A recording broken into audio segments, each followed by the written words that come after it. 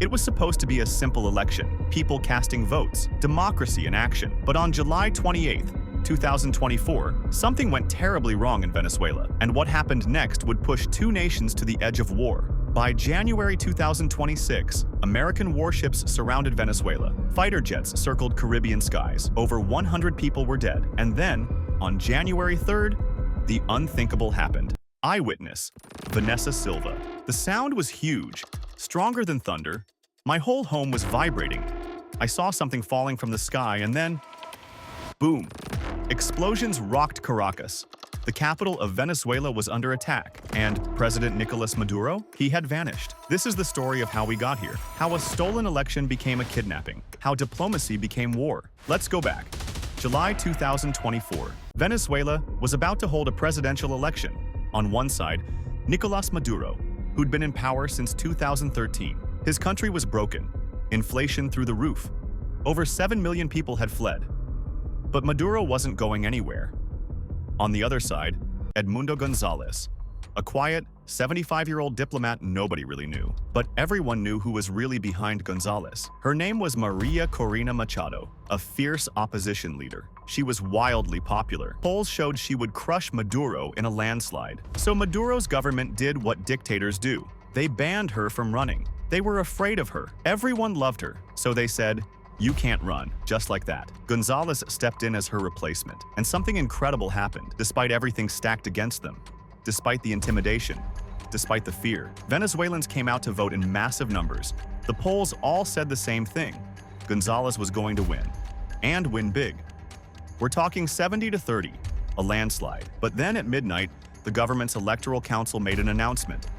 They said Maduro won, 51% to 44, just like that. No detailed results, no breakdown by voting center, nothing. But the opposition was ready. They'd planned for this. Volunteers at over 30,000 polling stations had taken photos of the official voting receipts, real evidence. They uploaded them online for everyone to see. And when they counted the votes themselves, they found something completely different. Gonzalez hadn't just won. He'd destroyed Maduro.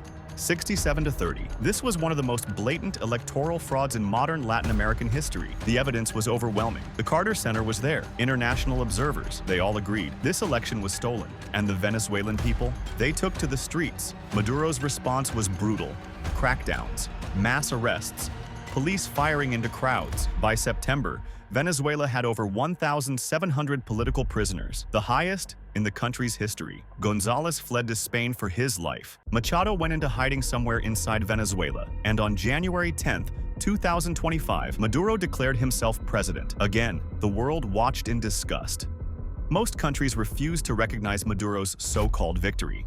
Argentina, the United States, Costa Rica, Uruguay, they all said Gonzalez was the real winner. But Maduro didn't care. He had Russia, he had China, he had their weapons, their money, their protection. That's when Donald Trump entered the picture. Trump had just won his own election in November 2024. He was coming back to power, and he had a message for Maduro: your time is up. But let me tell you something. This wasn't just about democracy. This wasn't just about a stolen election. Venezuela has something Trump wanted: oil. The biggest oil reserves on planet Earth. More than Saudi Arabia, more than Russia. And for decades, Venezuela had been nationalizing that oil, taking it from American companies. Trump and his advisors were very clear. They wanted to reverse the nationalization of petroleum. They wanted American corporations back in control of those resources. By September 2025, Trump started moving. He didn't call it an invasion. He called it a war on drugs. Said Maduro was running a drug cartel. Put a $50 million bounty on his head, dead or alive. Then came the boats. U.S. forces began striking vessels in the Caribbean and Pacific Ocean. Small boats, fishing vessels, ships they claimed were carrying drugs to America. Maduro said they were innocent fishermen, families trying to make a living. International law experts said the strikes were illegal. Extrajudicial killings, murder on the open sea. By December, 30 boats had been destroyed. Over 100 people were dead, bodies floating in the Caribbean. And not one piece of evidence of drugs was ever shown to the public. Not one photograph, not one video, nothing. Trump said, "Trust me." Maduro called it piracy. The world started taking sides. December 2025. Trump wasn't satisfied. The boat strikes weren't enough. He wanted total control, so he ordered something unprecedented in modern times: a full naval blockade. American warships surrounded Venezuela's entire coast, from the Caribbean to the Pacific. No oil tankers in. No oil tankers out. Nothing moves without American permission. The U.S. Coast Guard started seizing ships. Nearly 4 million barrels of Venezuelan oil captured. Ships taken. Crews detained. Trump said maybe he'd sell the oil. Maybe he'd keep it for America's strategic reserves. Either way, it was his now. Venezuela called it piracy, an act of war. The Venezuelan government issued a statement saying this was all about oil and strategic minerals. That U.S. imperialism was trying to grab Venezuela's resources. They demanded the UN Security Council meet immediately. Russia condemned the blockade, called it illegal under international law. China warned against escalation. Because here's the thing.